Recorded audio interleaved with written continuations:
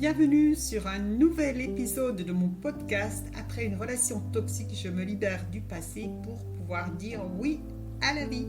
Alors je suis vraiment contente de vous retrouver aujourd'hui et si vous le voulez bien, on va parler du profil de la proie de ce prédateur, en l'occurrence notre loup, pour ne pas dire notre manipulateur ou manipulatrice perverse narcissique. Si vous n'avez pas écouté les précédents épisodes, merci de vous y reporter afin de mieux comprendre ce que je vais vous dire. N'oubliez pas de vous abonner à ma chaîne afin d'être informé de la parution de chaque nouvel épisode. Alors, voyons voir un petit peu plus en détail qui est cette proie, c'est-à-dire cette personne qui va être confrontée à ce loup, à cette louve manipulateur, manipulatrice, perverse, narcissique. Il y a des approches qui disent qu'il n'y a pas de profil type. Eh bien, au regard des personnes que j'ai accompagnées de ma propre expérience, je pense plus pour dire qu'il y a un profil particulier de cette proie. Vous le savez, le loup est doté d'un flair très développé et il va avoir repéré et sélectionné sa proie. Il va repérer tout de suite sa faille et ses faiblesses et ses peurs, ce qui va définir son plan d'action. Oui, je sais que cela vous surprend, mais c'est ce que j'ai noté et remarqué. Au moment de la capture, cette proie est en état de faiblesse et ceci pour de multiples raisons.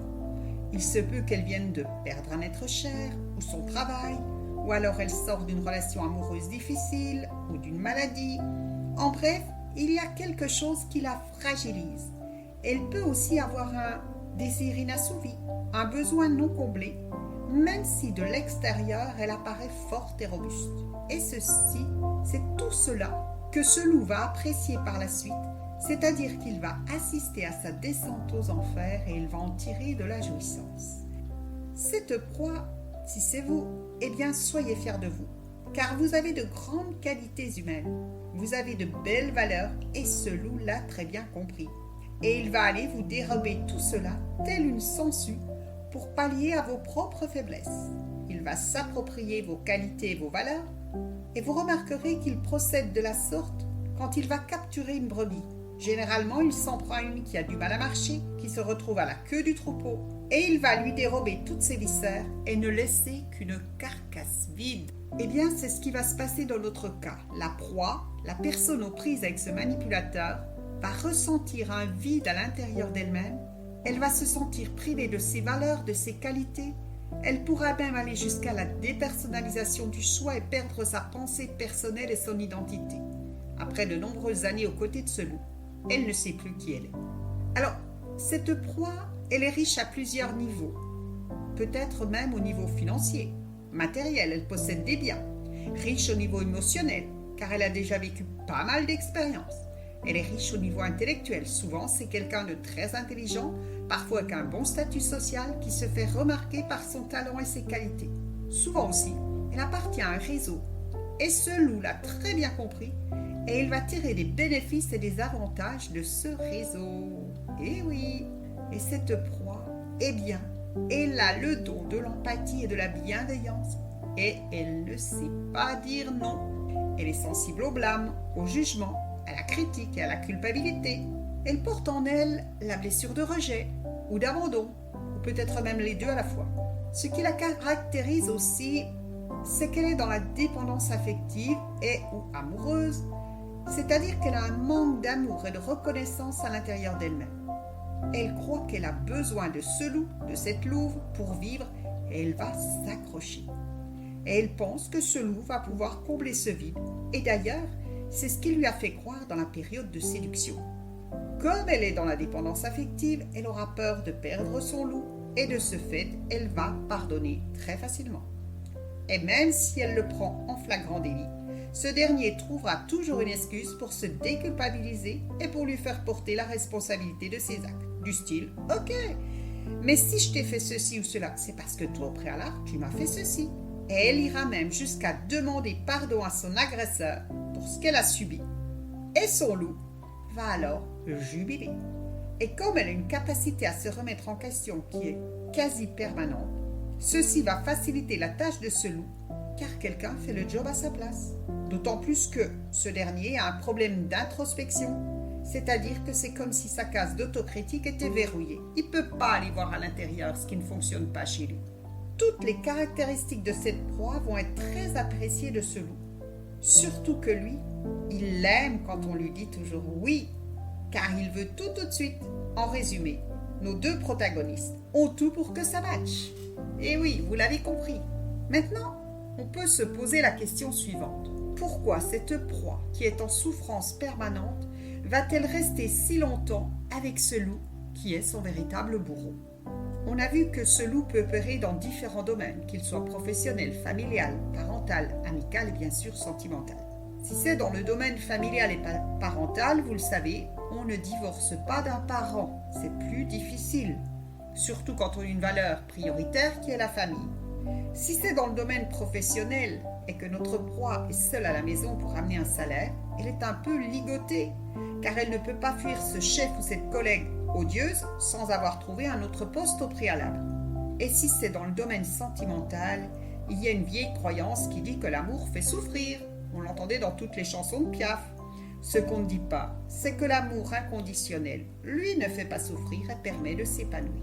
Et puis, si on est marié, c'est pour le meilleur et pour le pire, n'est-ce pas? On s'est engagé devant le maire, devant Dieu pour les croyants. Et ça peut être dur et un frein. De plus, la souffrance devient une habitude et pour le cerveau, l'habitude, c'est notre zone de confort, de vécu. Rappelez-vous que notre proie, c'est notre grenouille qui est épuisée. Elle a cherché maintes et maintes fois des solutions pour arranger la situation. Elle est littéralement HS, hors service. Elle reste parce que la dévalorisation qu'on a vue dans l'épisode précédent, eh bien, cette dévalorisation, elle a fait son sale boulot.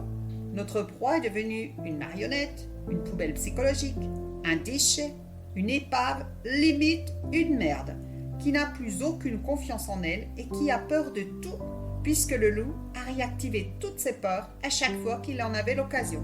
Limite, elle est devenue phobique. Alors, me direz-vous, mais comment une merde va-t-elle pouvoir se lancer dans l'inconnu? Vous le savez, l'inconnu fait peur. Notre cerveau a horreur de ça. Alors, notre proie va se cantonner dans cette routine sécurisante, dans cette situation confortablement inconfortable. Il se peut bien qu'elle se raccroche à son bourreau, tel le syndrome de Stockholm.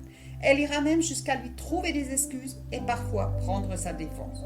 D'autant plus qu'il lui a répété, à maintes et maintes fois, que sans lui, elle n'est rien. Donc, pour elle qui se croit incapable de vivre seule, c'est préférable de rester plutôt que de se retrouver seule et abandonnée. Elle reste aussi parce qu'en plus de la violence psychologique, elle subit de la violence économique. Ce loup, futé et rusé, lui aura prouvé qu'il est préférable qu'elle reste à la maison pour s'occuper des louveteaux, et ainsi, il la coupe des liens sociaux et petit à petit l'isole. Ou alors, il ne lui a pas demandé de rester à la maison, mais il lui a dit que c'est elle qui doit payer toutes les charges du foyer. Ainsi, quand arrive la fin de mois, elle n'a plus aucun euro à épargner, et quand vient le moment de boucler ses valises, eh bien, elle n'a pas un sou en poche. Comment faire? Il lui est difficile aussi de partir car elle n'a pas le soutien de la part de son entourage qui ne la comprend plus. Son entourage la voit faire des allers-retours, la voit quitter son loup, la voit y retourner. Et quand elle essaie de décrire l'envers du décor, on ne la croit pas. Et on lui dit, avec le mari idéal que tu as, le papa exemplaire, c'est pas possible. Avec la femme formidable que tu as, tu ne vas pas bien. Tu devrais consulter, aller voir quelqu'un. On ne doit pas parler de la même personne. Eh oui, l'entourage ne perçoit que le côté lumière de ce loup, séduisant et sécurisant, digne de confiance, toujours là pour rendre service. Et vous l'aurez compris que comme notre proie a une énorme capacité à se remettre en question, elle va penser qu'ils ont raison et que c'est elle qui ne va pas bien. N'oublions pas que si elle reste aussi, c'est parce qu'elle est en mode déprime. Elle tourne constamment en boucle dans son cerveau limbique. Je fais référence ici à David Lefrançois, docteur en neurosciences, qui explique cela très bien. C'est-à-dire qu'on tourne en boucle entre l'hippocampe et l'amygdale, c'est-à-dire entre les souvenirs et les émotions, et nous n'avons plus ou très peu de liaison avec le cortex préfrontal qui permet la prise de recul, la prise de distance et la possibilité de prendre une décision. Comme elle est en mode déprime et qu'elle tourne en boucle, pour elle, il n'y a plus d'issue possible.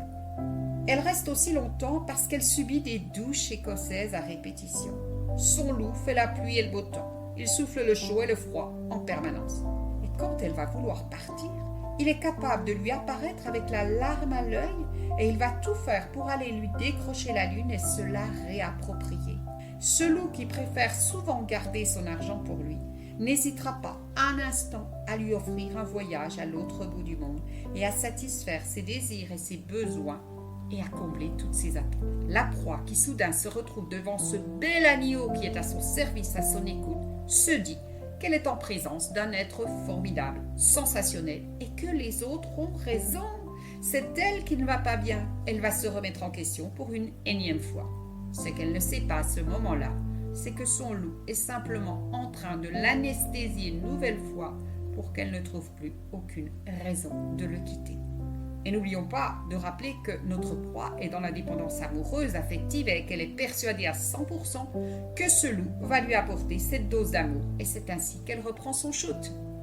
Il se peut aussi que notre proie ait été un enfant symptôme. Jean-Charles Bouchoux, dans son livre Les pervers narcissiques, l'illustre très bien. Il dit qu'un enfant symptôme est un enfant souffre-douleur, un enfant sur lequel on a toujours rejeté la faute depuis sa naissance, depuis son enfance. Vous savez, c'est le vilain petit canard, c'est la petite Cendrillon. Ces enfants-là ne connaissent pas d'autre traitement de faveur que de la souffrance. Pour eux, c'est tout à fait normal de vivre dans de telles conditions. Ils ne méritent pas mieux. Ils ont l'habitude d'avoir été mis à l'écart, dévalorisés, culpabilisés, et peut-être même qu'ils en obtiennent des bénéfices secondaires. C'est-à-dire qu'ils vont obtenir des avantages à rester dans cet état de victime. Peut-être aussi qu'ils sont en train de s'auto-punir pour quelque chose dont ils se croient coupables ou qu'on a bien voulu leur faire croire. Et puis, pour le cerveau de l'enfant symptôme, c'est du connu, c'est du vécu. C'est-à-dire que c'est sa zone de confort. Et le cerveau va tout faire pour préserver l'identité. Alors voilà, j'espère que vous comprendrez mieux maintenant pourquoi une victime, une proie de ce prédateur, de ce loup, de ce manipulateur pervers narcissique ou de cette manipulatrice reste si longtemps dans cette relation toxique. Et j'espère que vous ne jugerez plus maintenant si vous connaissez quelqu'un de votre entourage qui vit cela. Parce que c'est vraiment une épreuve douloureuse et quand on n'a pas été aux prises avec ce genre d'individu, on a du mal à comprendre parce qu'on peut se dire que notre proie, qui ne sait pas encore qu'elle est victime, eh bien, elle est en train de se faire un scénario, elle est en train de se faire un film. D'accord ? Alors, dans le prochain épisode, on verra comment cette proie va pouvoir se désintoxiquer pas à pas. Alors, je vous remercie pour votre écoute. Je vous souhaite une excellente journée.